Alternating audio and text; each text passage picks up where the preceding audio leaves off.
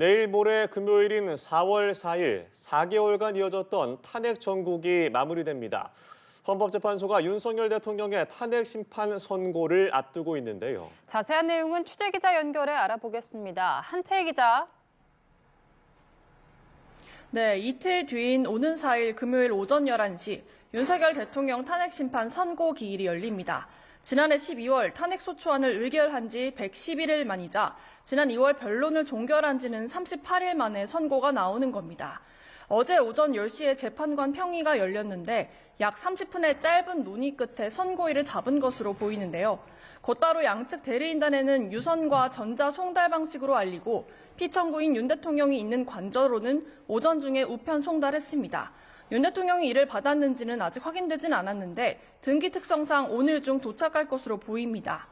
박근혜 전 대통령 탄핵 심판 당시에는 헌재가 이틀 전에 날짜를 잡았지만 이번에는 주변 시위와 학교 휴무 등 지자체와 연관된 부분들이 있어서 그보다 조금 넉넉한 사흘 전에 통지한 것으로 해석됩니다. 선고일에 윤 대통령이 직접 헌법재판소에 올지도 관심입니다. 당사자가 출석해야 하는 의무는 없어서 윤 대통령 측은 아직 고심 중인데 양측 대리인단만 출석할 가능성도 있습니다. 헌재는 국민적인 관심사인 점을 고려해서 방송세 생중계도 허용했고 일반인 방청도 이뤄질 예정입니다. 네, 가장 중요한 건 선고 결과가 아닐까 싶은데요. 파면일지 복귀일지 재판관들이 최종적으로 의견을 낸 겁니까? 네, 모두 11차례의 변론과 16명의 증인 신문, 그리고 한 달 넘게 이어진 역대 최장 평의를 거치면서 재판관들이 결국 어떤 결정을 내렸는지 주목됩니다. 선고를 사흘 앞둔 어제 재판관들은 사실상 결론을 도출한 걸로 전해집니다. 통상 선고일을 정한다는 건 재판관들이 최종 결정을 내렸다는 뜻입니다. 문영배 헌재소장 권한대행이 주도해서 날짜를 잡는데 다른 재판관들이 동의하지 않으면 강행할 수는 없기 때문에 재판관들 사이 결론에 대한 합의는 어느 정도 된 것으로 추측되는 상황입니다.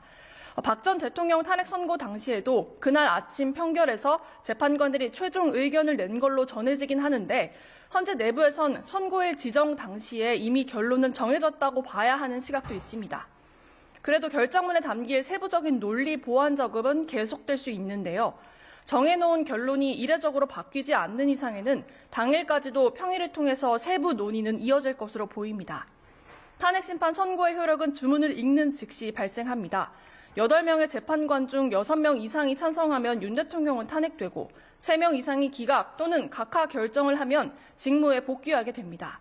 지금까지 헌법재판소에서 연합뉴스TV 한채입니다.